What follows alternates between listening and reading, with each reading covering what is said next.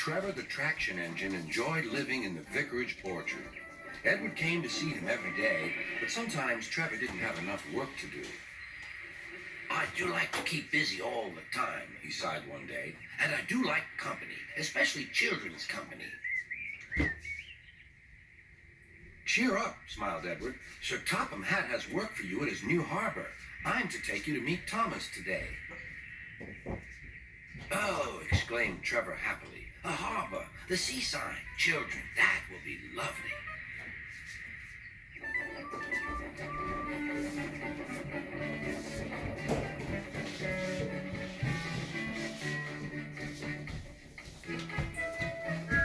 Thomas was on his way to the harbor with a trainload of metal pilings. They were needed to make the harbor wall firm and safe. Hello, Thomas, said Edward. This is Trevor, a friend of mine. It was 2 days before Christmas. Many children were expected on the island of Sodor. All the engines were busy with the final preparations. Sir Topham Hatt wanted this year's carol party to be an extra special celebration.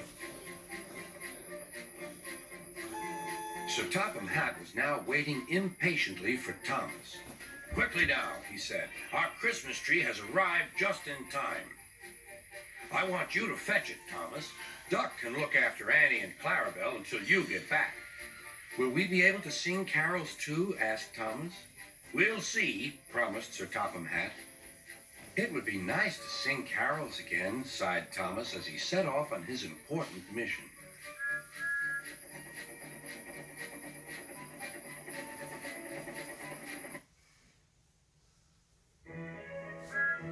Thomas the Tank Engine loves his branch line.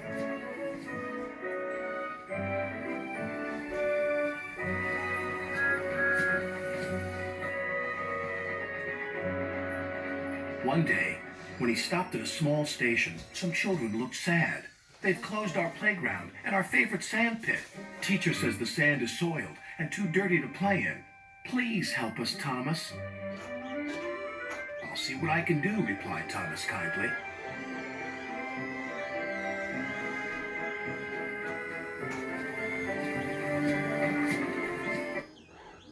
Percy worked hard at the new harbor. The workmen needed stone for their building. Toby helped, but sometimes the loads of stone were too heavy, and Percy had to fetch them for himself. Sometimes he'd see Thomas. Well done, Percy. Sir Topham Hatt is very pleased with us. An airfield was close by. Percy heard the airplanes zooming overhead all day. The noisiest of all was a helicopter.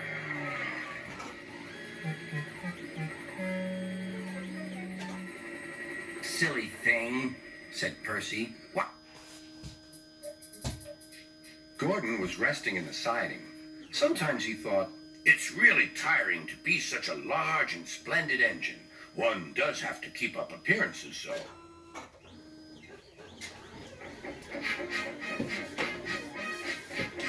Beep, beep, beep, beep.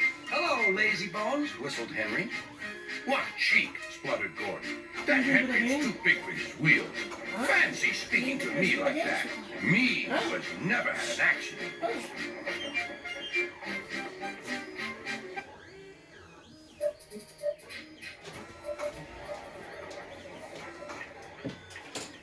Sir Topham Hatt sat in his office listening to the noise outside.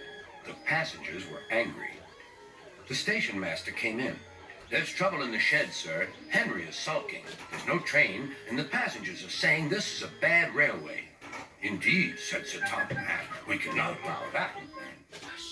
He found Gordon, James, and Henry looking very cross. Come along, Henry. It's time your train was ready. Henry's not going, said Gordon. We won't shunt like little tank engines. That was Thomas's job. We're important tender engines. You fetch our coaches and we will pull them. Tender engines don't shunt. We'll see about that, said Sir Topham Hatt. No engine on my railway is too important for small jobs. And he hurried away to find Edward.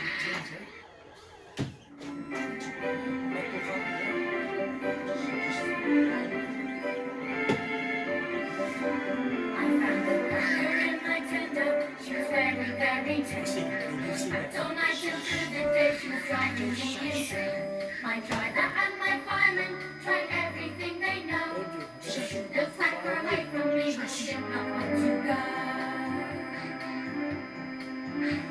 The cracker clearly loves me, was impossible to know. So now we happy friends, and she rides inside my cab. She cracks in stations big and small, she cracks at people too.